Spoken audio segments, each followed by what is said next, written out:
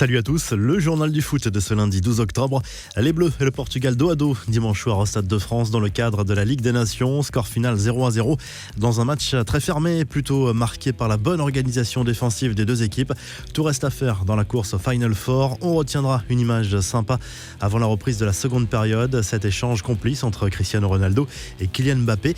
On ignore ce que les deux hommes se sont dit, mais l'attaquant parisien a rendu hommage sur Twitter après le match à son idole de jeunesse, celui qui tapissait tous les murs de sa chambre d'enfant. Félicitations par ailleurs à Hugo Lloris qui devient le 3e joueur le plus capé de l'histoire des Bleus avec 117 sélections. Thierry Henry a 6 sélections de plus. Lilian Thuram reste le recordman absolu avec 142 sélections.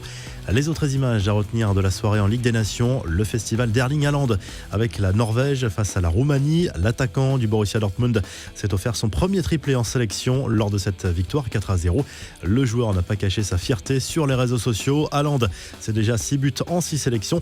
Il sera l'un des grands absents du prochain Euro. Et puis dans le match Angleterre-Belgique remporté par les Anglais 2-1, on a vu un Thomas Meunier un peu chambreur au moment d'aller saluer Jordan Henderson. À l'issue du match, l'ancien Parisien a mimé une chute devant le joueur anglais pour se moquer de sa supposée simulation à l'origine du pénalty sur le premier but anglais. Un pénalty, il est vrai, très généreux. Les infos en bref, la dernière chance de Thomas Lemar à l'Atlético Madrid. Selon AS, Diego Simeone a profité de la trêve internationale pour remotiver son joueur. Le coach argentin l'a également prévenu qu'il devrait se battre comme jamais pour obtenir du temps de jeu. Acheté 70 millions d'euros à Monaco en 2018, l'international français n'a jamais réussi à briller avec les Colchoneros. Un départ en janvier pourrait être à nouveau envisagé si rien ne bouge. Frédéric Antonetti revient aux affaires au FC Metz. Il était en retrait de son poste d'entraîneur depuis décembre 2018 pour raison familiale. Mais le technicien devrait redevenir coach numéro 1 des Grenats à la place de Vincent Oignon qui est visiblement sur le départ. Robinho est l'amour du maillot. Le club brésilien de Santos a confirmé ce week-end le retour de l'ancien international brésilien pour un contrat de 5 mois. À bientôt 37 ans, Robinho a choisi de retrouver le club de ses débuts pour un salaire plus qu'anecdotique, à savoir 230 € par mois, auxquels s'ajouteront des primes éventuellement en fonction des performances. Liverpool et Manchester United, main dans la main pour une fois. Les deux clubs militent pour un projet de refonte du football anglais avec comme principale mesure un passage de la Premier League de 20 à 18 clubs. Tous les autres clubs ont rejeté la proposition. La volonté derrière ce projet était de donner des pouvoirs accrus au Big Six composé de Liverpool, City, United, Chelsea, Tottenham et Arsenal. Le derby du Nord est déjà lancé à une semaine du match entre Lille et Lens en Ligue 1. Des supporters lensois se sont introduits au domaine de Luchin, le centre d'entraînement du LOSC.